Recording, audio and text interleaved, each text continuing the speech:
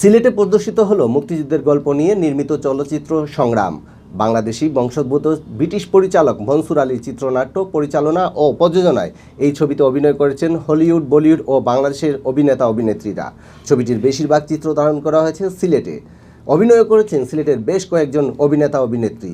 তাই সংগ্রাম ছবিটি নিয়ে সিলেটের মানুষের মাঝে ছিল বাড়তি আগ্রহ। সংগ্রাম চলচ্চিত্র নিয়ে দেখুন একটি প্রতিবেদন। সোমবার সন্ধ্যায় সিলেট নগরীর কবি নজরুল অডিটোরিয়াম প্রাঙ্গণ পরিণত হয় তারকাদের মিলন মেলায়। সেলফি আর আড্ডায় মেতে ওঠেন দর্শক আর তারকারা। এরপর মঞ্চে ওঠেন নির্মাতা মনসুর আলী ও সিনেমার কলাকৌশলীরা। সিনেমাটি দেখে দর্শকরা জানান তাদের অভিব্যক্তি।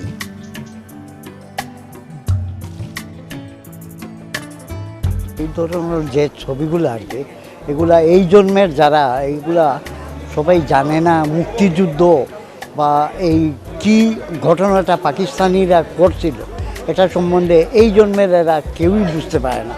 ওই ছবির মাধ্যমে অনেকেই এটা কিছুটা বুঝতে পারবে। অনেক ভালো লাগছে, অনেক সুন্দর মুভি ছিল, আমি অনেক এনজয় করেছি।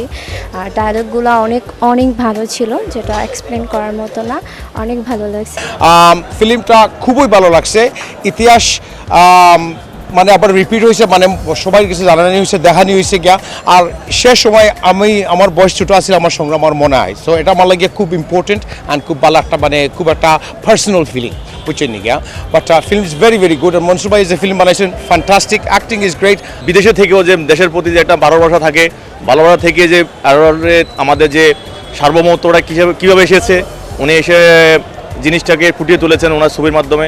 অসাধারণ ছবি করেছেন, এটা খুব গর্বের ব্যাপার এবং মুক্তিযুদ্ধ বিষয়ক সিনেমা এভাবে হচ্ছে, আগামীতে আরও এগিয়ে যাবে সেটাই কামনা করছি। আমার বেশ ভালো লেগেছে, আমার খুব ভালো লাগছে।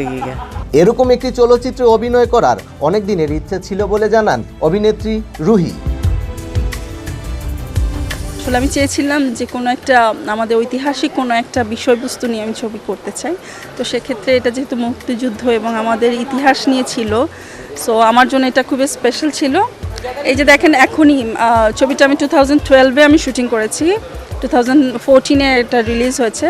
আজকে আমি আমার ছেলেদের সাথে বসে ছবিটা দেখছি, আমার ফ্যামিলি মেম্বারদের সাথে বসে দেখছি। আজকে থেকে 20 বছর বা 30 বছর পরেও কিন্তু এই ছবিটা আমি সবাইকে দেখাতে পারবো যে এটা আমাদের ইতিহাস নিয়ে একটা ছবি। সো ওই বিষয়বস্তুর উপর যদি আপনি বলেন যে আমার জন্য এটা খুবই স্পেশাল, আমি আসলে এখন ঐতিহাসিক একটা বিষয়বস্তুর সাথে রিলেটেড, এটা ভাবতেও ভালো লাগছে।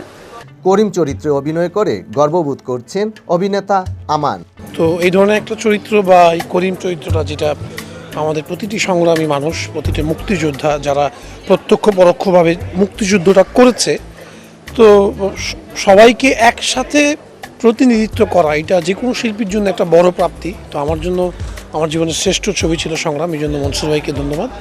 নির্মাতা মনসুর আলী জানান বাংলাদেশের মুক্তিযুদ্ধের ইতিহাস বিশ্ববাসীকে জানাতে নির্মাণ করেছেন এই চলচ্চিত্র। সো আমার কাছে যেটা মনে হলো যে এটা অ্যাজ এ ফিল্ম মেকার আমার একটা দায়িত্ব যে এই সংগ্রামের গল্প শুধু বাংলাদেশে না রেখে ওইটাকে আমরা বাইরের দেশে ওই ইতিহাস, এই কষ্টটা আমরা কীভাবে এক্সপোর্ট করতে পারি গল্প হিসাবে। তো ওইটা তো সিনেমার মাধ্যমে ছাড়া অন্যভাবে তো করা যায় না। দেশ বিদেশে দর্শকদের কাছে সিনেমাটি পৌঁছে দিতে কাজ করছেন অনেকে।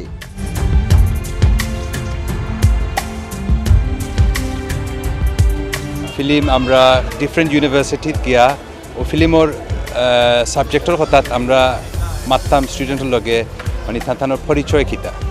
তো ওই ফিল্মে একটা ফিল্ম দেখাইলে একটা কনভারসেশন বাড়ে যেন মানুষের পরিচয় কিতা, আসল পরিচয় কিতা।